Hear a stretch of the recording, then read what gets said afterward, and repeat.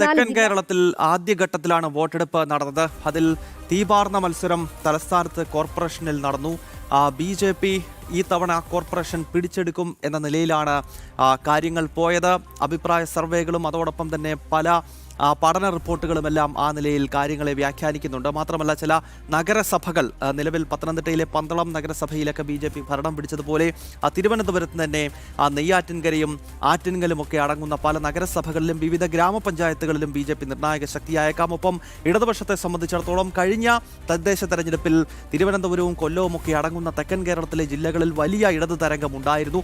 അത് ഈ തവണ അത്രത്തോളം നിലനിർത്താൻ കഴിയുമോ എന്ന സംശയം ഇടത് ക്യാമ്പുകൾക്ക് തന്നെയുണ്ട്. കാരണം വലിയ തോതിലുള്ള ഭരണവിരുദ്ധ വികാരം, പ്രത്യേകിച്ച് ശബരിമലയിലെ സ്വർണ്ണക്കൊള്ള ഉൾപ്പെടെയുള്ള വിഷയങ്ങൾ ഇടതുപക്ഷത്തെ പ്രതിരോധത്തിലാക്കുന്നുണ്ട്. മറുഭാഗത്ത് രാഹുൽ മാങ്കൂട്ടത്തിനെതിരെയുള്ള ലൈംഗിക ആരോപണങ്ങൾ, ബലാത്സംഗ കേസുകൾ, അത് UDF-നെയും പ്രതിരോധത്തിലാക്കുന്നു. അപ്പോൾ സ്വാഭാവികമായും BJPക്ക് അനുകൂലമായ ഒരു രാഷ്ട്രീയ സാഹചര്യം ഈ തദ്ദേശ തെരഞ്ഞെടുപ്പിലും കേരളത്തിൽ രൂപപ്പെട്ടു എന്നത് യാഥാർത്ഥ്യമാണ്. നേരെ നമ്മൾ കോഴിക്കോടേക്ക് പോകുകയാണ്. അവിടെ രമ്യാദാസ് തയ്യാറാണ്. വടക്കൻ കേരളത്തിൽ ഇന്നലെയാണ് വോട്ടെടുപ്പ് പൂർത്തിയായത്. മികച്ച പോളിംഗ് ആണ് വടക്കൻ കേരളത്തിൽ നടന്നത്. തൃശ്ശൂർ മുതൽ അങ്ങ് കാസർഗോഡ് വരെയുള്ള ജില്ലകളിൽ മികച്ച രീതിയിലുള്ള വോട്ടെടുപ്പ് രേഖപ്പെടുത്തിയിരുന്നു. രമ്യ, ഈ വടക്കൻ കേരളത്തിലേക്ക് എത്തിക്കഴിഞ്ഞാൽ പോളിംഗ് മികച്ച രീതിയിൽ നടന്നു. മാത്രമല്ല ചൂടേറിയ ചില വിഷയങ്ങൾ വടക്കൻ കേരളത്തിൽ സജീവ ചർച്ചയായി. പ്രത്യേകിച്ച് ജമാഅത്തെ ഇസ്ലാമിയും SDPIയും പോലെയുള്ള ഭീകര സംഘടനകളുമായി UDF ബന്ധം സ്ഥാപിച്ചു എന്ന് LDF പറയുകയാണ്, മുഖ്യമന്ത്രി തന്നെ പറയുകയാണ്. പക്ഷേ SDPIയുമായിട്ട് CPM-ന് ബന്ധമുണ്ട്. കഴിഞ്ഞ തദ്ദേശ തെരഞ്ഞെടുപ്പ് കാലത്ത് നമ്മൾ പല പഞ്ചായത്തുകൾ SDPIയും CPM-ഉം ചേർന്ന് ഭരിക്കുന്നത് നമ്മൾ കണ്ടതാണ്. അപ്പോൾ മതമൗലികവാദികളുടെ പിന്തുണ ഈ രണ്ട് മുന്നണികളും ഈ തദ്ദേശ തെരഞ്ഞെടുപ്പ് കാലത്തും അവർക്കുണ്ടായിരുന്നു. അതൊരു വസ്തുതയാണ്. അത്തരം വിഷയങ്ങളൊക്കെ വലിയ തോതിൽ ചർച്ച ചെയ്യപ്പെട്ട ഒരു തെരഞ്ഞെടുപ്പാണല്ലോ വടക്കൻ കേരളത്തിൽ നടന്നത്. എത്രത്തോളം പ്രതീക്ഷയിലാണ് മൂന്ന് മുന്നണികളും രമ്യ?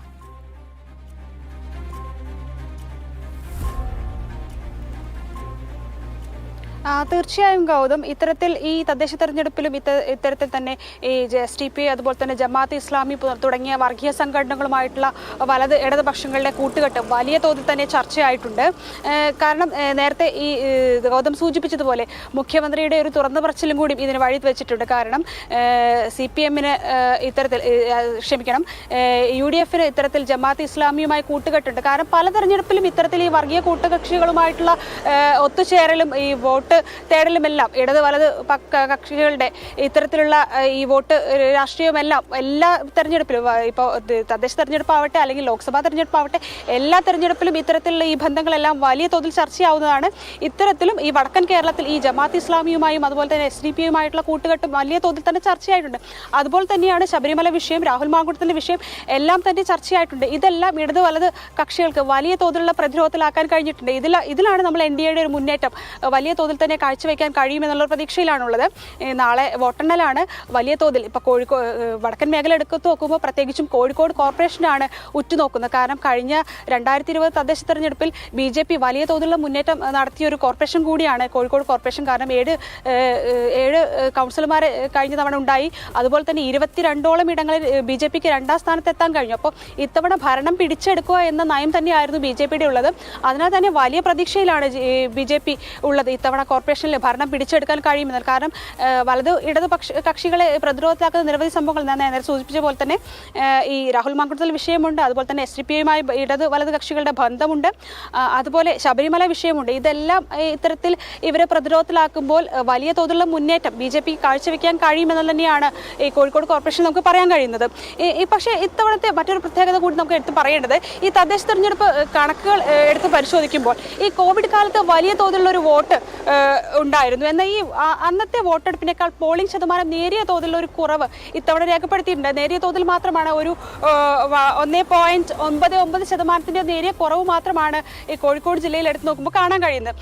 അതുപോലെ തന്നെ ഈ കോർപ്പറേഷനിൽ എടുത്ത് നോക്കുമ്പോഴും ചെറിയ തോതിലുള്ള ഒരു ശതമാനക്കുറവ് കാണുന്നുണ്ട്. എങ്കിലും ഇത് വലിയ തോതിൽ, കാരണം ഇത്തവണ ഈ കൂടുതൽ ഇത്തരത്തിൽ എങ്ങനെയാണ് ഈ ഒരു ഇത് മുന്നോട്ട് പോകുന്നത്, ഈ ഒരു കണക്ക് മുന്നോട്ട് പോകുന്നത് എന്നുള്ളത് തന്നെയാണ് നമ്മൾ കാണേണ്ടത്. കാരണം ഗ്രാമീണ മേഖലയിലെല്ലാം നല്ല പോളിംഗ് രേഖപ്പെടുത്തിയിരുന്നു. അത് തന്നെയാണ് രമ്യ. ഗ്രാമീണ മേഖലയിലും നഗരമേഖലകളിലും എല്ലാം വടക്കൻ കേരളത്തിൽ മികച്ച പോളിംഗ് നടന്നു. ഒപ്പം ഈ ഭീകര സംഘടനകളുമായിട്ടുള്ള രണ്ട് മുന്നണികളുടെയും ബാന്ധവം ചർച്ച ചെയ്യപ്പെടുന്ന സാഹചര്യമുണ്ടായി. ഏറ്റവും ഒടുവിൽ MN കാരശ്ശേരിയെ പോലെയൊക്കെയുള്ള എഴുത്തുകാർ തന്നെ ഈ ജമാഅത്തെ ഇസ്ലാമിയുമായിട്ടുള്ള കോൺഗ്രസിന്റെയും UDF-ന്റെയും ബന്ധത്തെ രൂക്ഷമായി വിമർശിച്ചു. അങ്ങനെ ജമാഅത്തെ ഇസ്ലാമിയും ഈ കോൺഗ്രസുമായിട്ടുള്ള ബന്ധം ചർച്ച ചെയ്യപ്പെടുന്ന ഘട്ടത്തിൽ തന്നെ നിരോധിത ഭീകര സംഘടനയായിട്ടുള്ള പോപ്പുലർ ഫ്രണ്ടിന്റെ ഭീകരന്മാർ ഇടതുപക്ഷത്തിന് വേണ്ടി CPM-ന് വേണ്ടി കോഴിക്കോട് വീടുകൾ കയറിയുള്ള പ്രചരണം മറുഭാഗത്ത് നടത്തി. അങ്ങനെ വളരെ സമഗ്രമായ രീതിയിൽ ഈ വിഷയങ്ങളെല്ലാം ചർച്ച ചെയ്യപ്പെട്ട ഒരു തെരഞ്ഞെടുപ്പ് തന്നെയാണ് കടന്നുപോയത് എന്ന കാര്യത്തിൽ യാതൊരു സംശയമില്ല. എന്തായാലും ഇന്നത്തെ ഈ ഒരു പകലും വരുന്ന ഈ രാത്രിയും കഴിഞ്ഞാൽ സ്വാഭാവികമായിട്ടും നാളെ 8 മണിയോടുകൂടി പോളിംഗിന്റെ വോട്ടെണ്ണൽ ആരംഭിക്കുകയാണ്. നേരത്തെ നമ്മൾ പറഞ്ഞതുപോലെ 10 മണിയോടുകൂടി നമുക്ക് ട്രെൻഡ് മനസ്സിലാക്കാൻ സാധിക്കും. രമ്യാദാസാണ് കോഴിക്കോട് നിന്ന് ചേർന്ന്. തിരുവനന്തപുരത്ത് നിന്നും ശാലിനിയും വാർത്തയുടെ വിശദാംശങ്ങളുമായി ചേർന്ന്. ഒരു ഇടവേള അനിവാര്യമാണ്. അതിനുശേഷം ശബരിമല സ്വർണ്ണ കവർച്ചയുമായി ബന്ധപ്പെട്ട വാർത്തകളിലേക്ക്.